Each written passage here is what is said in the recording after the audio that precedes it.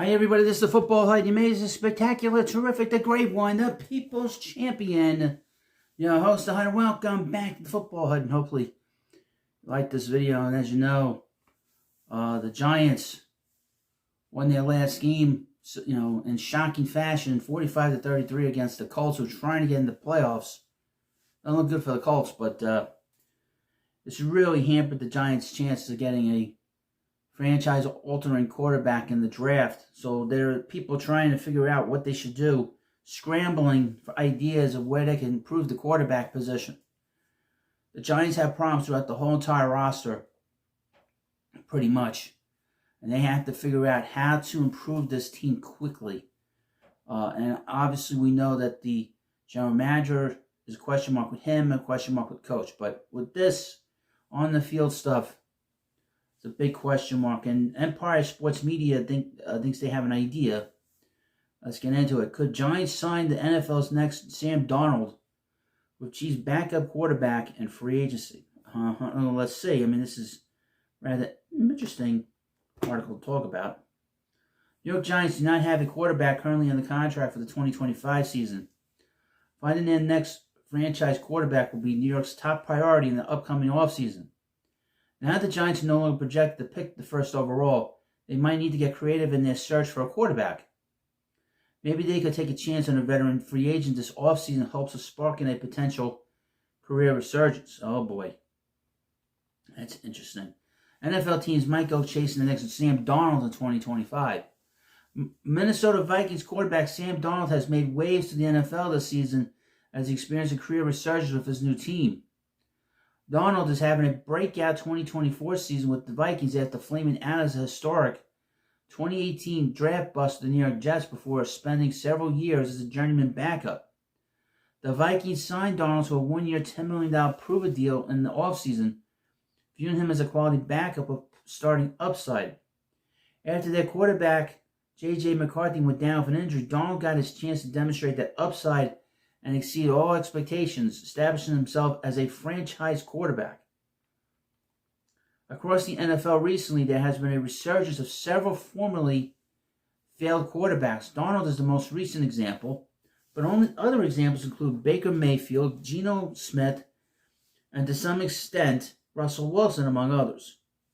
Sometimes quarterbacks are late bloomers who simply need a change of scenery and a new coaching approach to spark a breakout and unlock their talent. Also, they need talent around them, too.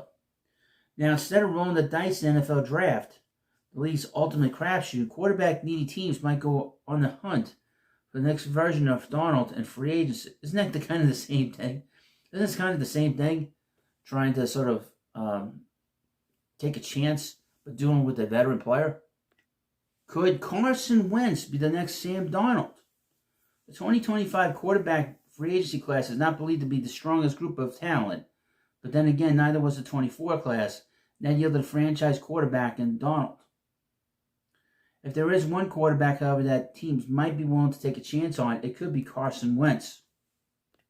Wentz has spent the last 3 years of his career as a journeyman backup. He was with the Washington football team in 2022, the LA Rams in 2023, and most recently the Kansas City Chiefs as Patrick Mahomes' backup in 2024.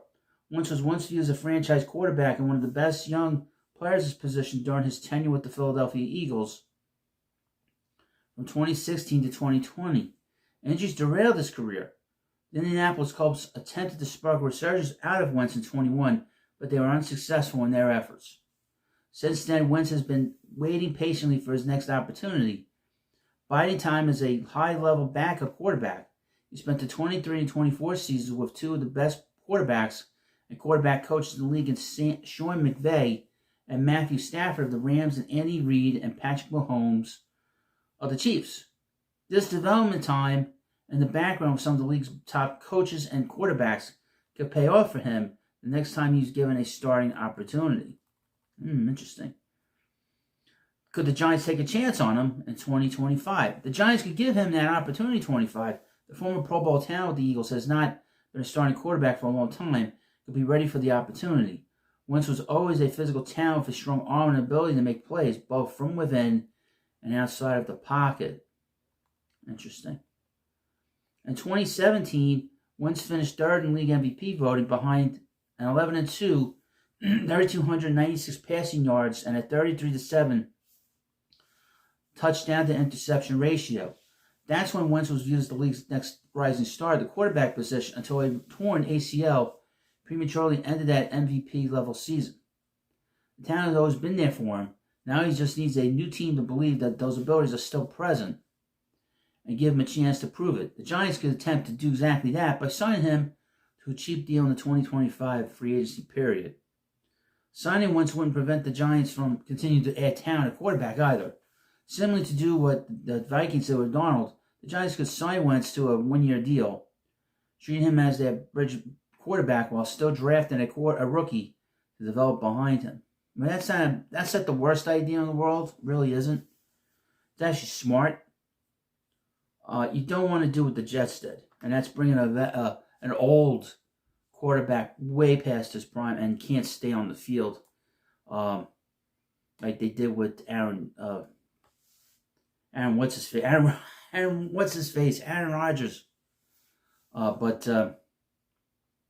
the Giants have a lot of problems here. So being creative at the quarterback position to bring in a veteran player like this, quite frankly, it's not the worst idea in the world. It's really not. It's actually quite smart. And they should really look into doing that for this year, going into the offseason, no matter who's in charge.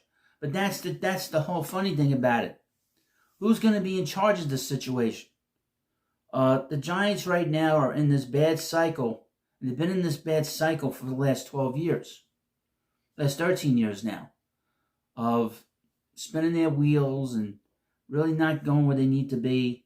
Not being the great franchise that they are. And until ownership figures it out, it's not going to matter who's making the picks, who's coaching the players. It comes from the very top. When you've had this long of a time of lousy playing and just lousy coaching, lousy development, all that, it all comes down to the ownership. And ownership has to wake up, quite frankly. Well, you let me know what you think about this video. And, of course, please subscribe to the Football Hut, and I'll see you later.